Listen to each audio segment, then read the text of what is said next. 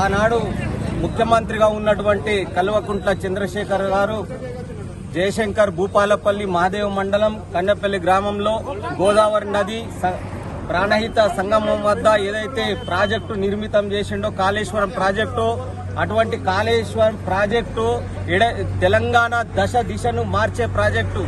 దాదాపు 45 లక్షల ఎకరాలకు నీళ్లు అందించి సస్యశ్యామలం చేసి తెలంగాణ ప్రాంతాన్ని రైతాంగానికి అనుకూలంగా మలిచినటువంటి గొప్ప యోధుడు కేసీఆర్ గారు.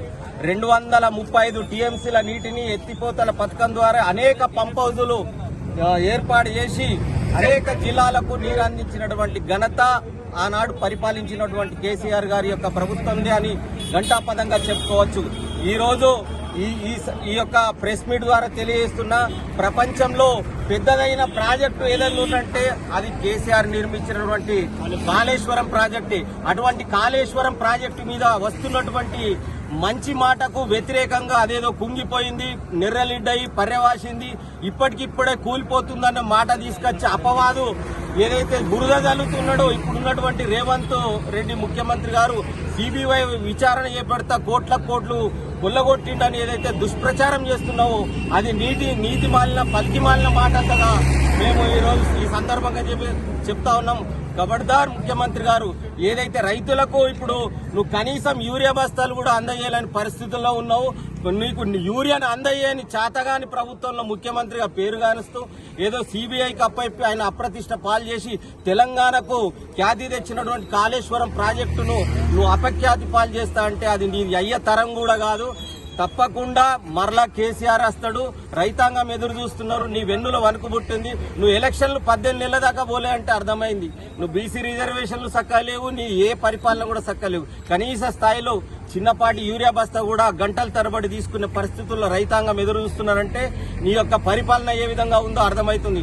మహా అద్భుతం కేసీఆర్ గారు నిర్వహించినటువంటి కాళేశ్వరం ప్రాజెక్టు ఒక చిన్నపాటి పగులు నిర్ణయం చూపెట్టి మొత్తం ప్రాజెక్టు మీద దుమ్ము వస్తా అంటే అది సబబ్ కాదని తెలియజేస్తూ ఆయన మీద సిబిఐ ఎంక్వైరీలు మానుకోవాలా, అసత్య ప్రచారాలు మానుకోవాలా.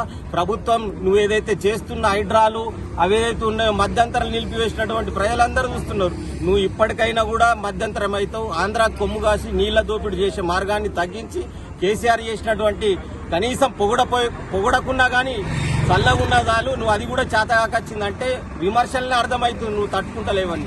జై కేసీఆర్, జై తెలంగాణ. పైన ఈడీ విచారణ ఇవ్వడం అనేది తెలంగాణ రైతు సమాజం అంతా తలదించుకునే రోజు. రైతులకు కష్టకాలంలో కాళేశ్వరం ప్రాజెక్టు కట్టి ప్రపంచంలోనే ఎత్తైన ప్రాజెక్టు కట్టి ఈరోజు రైతులకు లీలో ఇస్తూ ఉంటే ఈ ఈడీ విచారణ పెట్టడం రైతుల మీదనా లేక కేసీఆర్ మీదనా ఈ రేవంత్ రెడ్డి తెలుసుకోవాలా.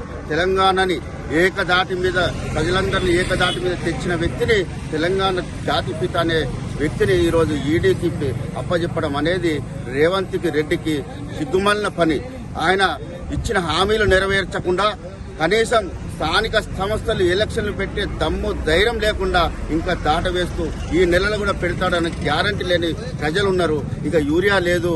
కనీసం నీకు దమ్ము ధైర్యం ఉంటే ఆ 10 మంది ఎమ్మెల్యేలని కాపాడుకోకుండా నువ్వు రాజీనామా చేసి ప్రజాక్షేత్రంలోకి వచ్చి గెలువు. అప్పుడు కాళేశ్వరం కరెక్టా, కాళేశ్వరం కట్టడం తప్ప అనేది అప్పుడు ప్రజలు తీర్పిస్తారు. అంతేగాని దిక్కుమాలిన చర్య. అప్పుడు